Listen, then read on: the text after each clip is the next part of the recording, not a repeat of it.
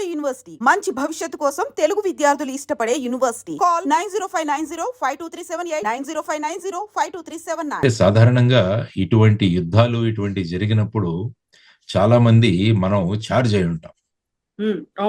మన సైకాలజీ ఎలా ఉంటుందంటే థ్రిల్ సైకాలజీ అంటారు. సైకాలజీ థియరీస్ మీరు ఒకసారి చదివితే థ్రిల్ రావాలి మనకి.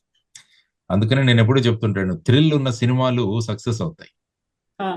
ఎందుకంటే మనకు ఒక థ్రిల్ క్రియేట్ చేశారనుకోండి, ఆ సినిమాలు చూస్తాం. అడ్రినాలిన్ రష్ అవుతుంటుంది. దానివల్ల ఫర్ ఎగ్జాంపుల్ బాహుబలి 1 లో కూడా చివరి సీన్ చూపించేసి మళ్ళా అడ్రినాలిన్ 2 సంవత్సరాలు ఆపి పెట్టారు రాజమౌళి. ఆ థ్రిల్ ఏమవుతుందో అన్నది. ఆ తర్వాత ఏంటంటే జనరల్ గా వార్ మాంగరింగ్ అన్నది ఇంకొక సైకాలజీ. అంటే యుద్ధం చేయాలి, కొట్లాడాలి, పోరాటాలు అన్నది జనరల్ గా సైకలాజికల్ థియరీ. కానీ ప్రజల యొక్క ఆశాభావం ఏంటంటే ఈ పాక్ ఆక్యుపైడ్ కశ్మీర్ అన్నది మన భూభాగం, దీన్ని వాళ్ళు అన్యాయంగా తీసుకున్నారు కాబట్టి ఇటువంటి అవకాశం మళ్ళా రాదు.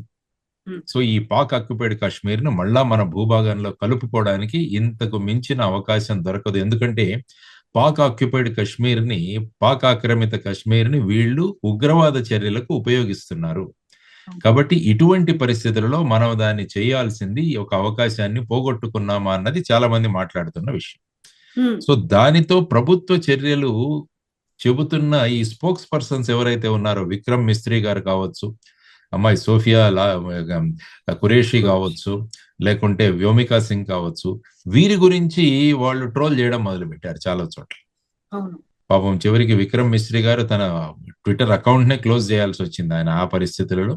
భారతదేశం మళ్ళా కూడా విక్రమ్ మిస్త్రీ గారు ఆయన స్వయంగా తన అభిప్రాయాలు వ్యక్తం చేయట్లేదు, ప్రభుత్వం యొక్క అభిప్రాయాలను ఆయన ఒక స్పోక్స్ పర్సన్స్ గా ఆయన మాట్లాడుతున్నాడు.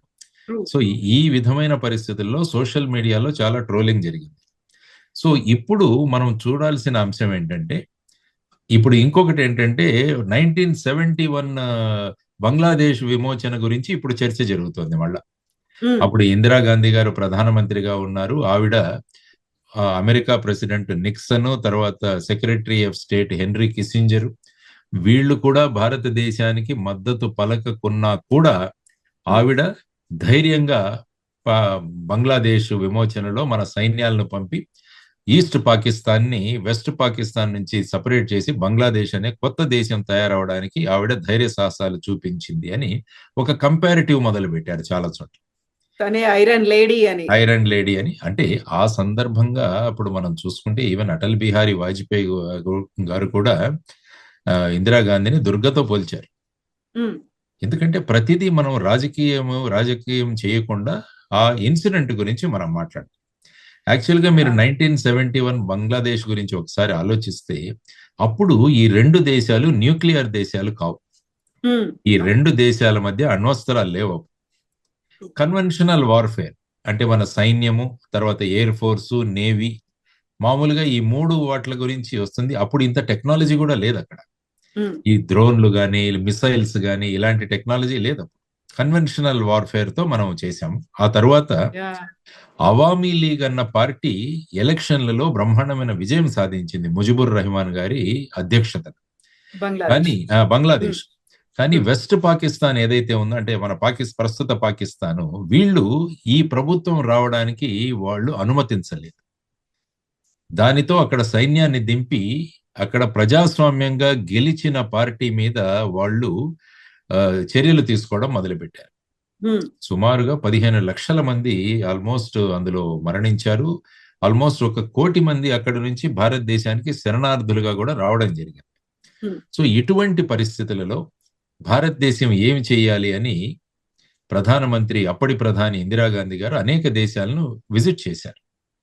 చేసి అక్కడ వాళ్ళ మద్దతును కూడగట్టుకోవడానికి ప్రయత్నించారు. కానీ అమెరికా నుంచి మద్దతు రాలేదు. అప్పుడు రష్యాతో వెళ్లి ఇందిరాగాంధీ గారు మాట్లాడి రష్యా భారతదేశానికి తోడుగా నిలిచింది. ఎందుకంటే రష్యా అటు చైనా పాకిస్తాన్తో ఉంది కాబట్టి రష్యా భారతదేశంతో ఉంది. ఆ తర్వాత అది వింటర్ కాబట్టి డిసెంబర్లో జరిగింది ఈ యుద్ధం. ఏదైతే 3వ తారీఖున మనం వెళ్ళాం, అక్కడికి 3వ తారీఖున వెళ్ళాం. అప్పుడు ఏంటంటే మంచి వింటర్. ఆ సమయంలో అప్పుడు చైనా సైన్యం హిమాలయాలు దాటి రావడానికి చాలా కష్టతరమైన పరిస్థితి. అందుకనే ఆ కాలంలో army general Sam Manik Shah గారు. ఆయన ఇందిరాగాంధీ గారు మార్చిలోనే అక్కడికి వెళదామని చెప్పారు. కానీ శామ్ మానిక్ షా ఏమన్నారంటే ఇది సరి అయిన సమయం కాదు, ఎప్పుడైతే వింటర్ మొదలవుతుందో ఆ సమయంలో వెళదాం మనము. ఎందుకంటే ఆ తర్వాత ఇప్పుడే వెళితే బంగ్లాదేశ్ లో వానలు ఉంటాయి, వర్షాలు పడతాయి, అది మనము ఆపరేట్ చేయలేం, ఎందుకంటే కొత్త భూభాగం మరి. ఆ తర్వాత ఇవన్నీ ఆలోచించుకొని డిసెంబర్ 3న అక్కడ అడుగుపెట్టి 13 రోజుల్లో 94,000 పాకిస్తాన్ ఆర్మీని మనం శరణాగతులుగా చేసుకున్నాం. అటు వెస్ట్ సైడ్ లోనూ జరిగింది యుద్ధం. సుమారుగా 12 మన నగరాల మీద పాకిస్తాన్ వాళ్ళు ఎయిర్ ఫోర్స్ వచ్చి యాక్షన్ తీసుకోవడం జరిగింది. ఆ తర్వాత వచ్చేసి ఈస్ట్ సైడ్ న కూడా మీరు చూస్తే విశాఖపట్నం దగ్గర గాజీ అని ఒక యుద్ధ నౌక సబ్మెరైన్ కూడా వచ్చి అక్కడ మొత్తం విశాఖపట్నాన్ని అంతం చేయడానికి ప్రయత్నించారు. సో దాని మీద కూడా మనం నేవీ ద్వారా చర్యలు తీసుకున్నాం. సో ఈ విధంగా 13 రోజుల్లో ఈస్ట్ పాకిస్తాన్ ని బంగ్లాదేశ్ గా ఒక కొత్త దేశ ఆవిర్భావం జరిగింది. అక్కడ ఏంటంటే ముఖ్యంగా మనం చూసుకోవాల్సింది అక్కడ ప్రజలే ప్రభుత్వానికి ఆర్మీకి వ్యతిరేకంగా అప్పుడు తయారై ఉన్నారు. వారికి మద్దతుగా భారతదేశ సైన్యం నిలిచింది. అంటే ఏదైనా భూభాగం ఆక్యుపై చేసుకోవాలి, లేకుంటే వాటిని విమోచన చేయాలంటే ఆ ప్రజల మద్దతు అన్నది చాలా అవసరం.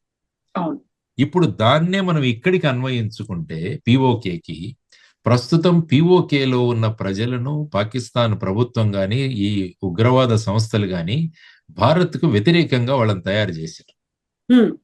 అందువల్ల అక్కడ మనకు వెళ్ళి అక్కడ ప్రజల మద్దతు దొరుకుతుంది అని అనుకునే పరిస్థితి లేదు అక్కడ. ఈ మధ్య మొదలైంది. ఈ మధ్య పాక్ ఆక్యుపైడ్ కాశ్మీర్లో యువతరం పెద్ద సంఖ్యలో మాకు ఈ పాకిస్తాన్ ఏమీ చేయడం లేదు అన్నది ఒక 5 లక్షల మందితో ఒక పెద్ద మీటింగ్ పెట్టడం జరిగింది అక్కడ. దానికి ప్రధానమైన కారణం ఏంటంటే మనం 2019లో ఆర్టికల్ 370ని రద్దు చేసిన తర్వాత కశ్మీర్లో జరిగిన అభివృద్ధి, ఉద్యోగ అవకాశాలు, పెట్టుబడులు, టూరిజము ఇవంతా పెరగడం వల్ల ఏమంటే కశ్మీర్లో మళ్ళా నార్మల్సీ వచ్చేసింది. దానివల్ల ప్రతి ఒక్కరికి ఆదాయం రావడం మొదలైంది. ఎందుకంటే టూరిజం బేసిక్ గా మీకు ఆదాయం అక్కడ. అందుకని కశ్మీర్ ప్రజలు ఆనందంగా ఉన్నారు. అది పాకిస్తాన్ ఆ పాక్ ఆక్యుపైడ్ కశ్మీర్ లో ఉన్న యువతరానికి అది చూసి భారతదేశం అయితే బ్రహ్మాండంగా ముందుకు వెళుతోంది, ఈ పాకిస్తాన్ ముందుకు వెళ్ళట్లేదని వాళ్ళ నిరసనలు మొదలయ్యాయి. దీన్ని మనం ఇంకా కూడా ఎక్కువగా చేయగలగాలి అక్కడ. ఎందుకంటే అక్కడ మేము పాకిస్తాన్ లో కాదు భారతదేశంలో ఉండడానికి మేము సిద్ధంగా ఉన్నాము అన్న ఒక భావనలు తీసుకురావడం అంటే యుద్ధం చేయకుండానే ఆ భాగాన్ని మనం తీసుకురావచ్చు. ఎందుకంటే యుద్ధం చేసి కూడా తీసుకురావచ్చు, ఇప్పుడు అందులో ఏం కాదు. కానీ భూభాగాన్ని ఆక్యుపై చేస్తున్నామన్న ఒక విధానం రాగానే చైనా ఎలా స్పందించిందో చూడండి. పాకిస్తాన్ సార్వభౌమత్వానికి ఎవరైనా గనక దానికి విఘాతం కలిగిస్తే మేము పాకిస్తాన్తో ఉంటామని చైనా ప్రకటించింది. ఎందుకంటే చైనాకు ప్రధానంగా పిఓకే వారికి చాలా సహాయం కావాలి పిఓకే నుంచి. ఎందుకంటే చైనా ఇండియన్ ఓషన్, హిందూ మహాసముద్రానికి ఎలా మనం త్వరగా చేరాలా అన్న తపనలో ఉన్నారు వాళ్ళు. ఇప్పుడైతే ఏమవుతుందంటే సౌత్ చైనా సీ ఇటంతా తిరిగి రావాలి. అదే గనుక పిఓకే నుంచి ఒక బ్రహ్మాండమైన హైవే గనక క్రియేట్ చేసుకుంటే వాళ్ళు పిఓకే పాకిస్తాన్ ద్వారా గ్వదార్ పోర్ట్ కి ఈజీగా చేరగలరు. అక్కడ నుంచి డైరెక్ట్ గా హిందూ మహాసముద్రంలోకి వెళ్ళగలరు. కాబట్టి వాళ్ళ వ్యాపారం చాలా ముఖ్యం వాళ్ళకి. అందువల్ల మేము పాకిస్తాన్ తో ఉంటాం, పిఓకే మీద భారతదేశం ఏమైనా చేస్తే మేము పాకిస్తాన్ కు మద్దతుగా ఉంటామని చెప్పి వాళ్ళు ప్రకటించడం జరిగింది. తర్వాత రెండవ ముఖ్యమైన విషయం ఏంటంటే అణ్వస్త్రాలు అన్నది కూడా మనం ఆలోచించాలి. ఇప్పుడు ప్రధాని స్పష్టంగా చెప్పారు, మా దగ్గర అణ్వస్త్రాలు ఉన్నాయి, మమ్మల్ని బ్లాక్ మెయిల్ చేయొద్దు అని ఆయన స్పష్టంగా చెప్పారు. అయినా ఏంటంటే పిచ్చివాడి చేతిలో రాయి ఉన్నప్పుడు ఏమవుతుందంటే ఇంకా ఏమీ సాధ్యం కాకుండా దాన్ని వాడతాడు. అణ్వస్త్రాల యొక్క ప్రభావం ఎలా ఉంటుందని మరి రెండవ ప్రపంచ యుద్ధంలో చూశాం. హిరోషిమా నాగసాకి మీద అప్పటి కాలంలో వేసిన అణుబాంబులు ఏవైతే ఉన్నాయో ఇప్పటికీ హిరోషిమా నాగసాకిలో ఒక గడ్డి కూడా మొలవదు అక్కడ. ఆ విధమైన ప్రభావం ఉంటుంది అణ్వస్త్రాల వల్ల. కాబట్టి ఈ పిచ్చివాడు ఈ విధంగా చేసే అవకాశం ఉంది, we can't rule it out. దానివల్ల ప్రగతితో వెళుతున్న భారతదేశానికి ప్రగతి అంతా కూడా కుంటుపడే అవకాశం ఉంటుంది. సో ఆ విధమైన ఆలోచనలతో పిఓకే అన్నదాన్ని మనం ఆక్యుపై చేయొచ్చు. There is no doubt. మనకున్న మిలిటరీ పవరు, మనకున్న ఎయిర్ ఫోర్స్ పవరు, మనకున్న నేవల్ కమాండ్ ఇవన్నీ తీసుకుని మనం వెళ్ళొచ్చు. కానీ ఇది ఎక్కడికి దారి తీస్తుందో అని మనం ఇప్పుడు అంచనా వేయడం కష్టం.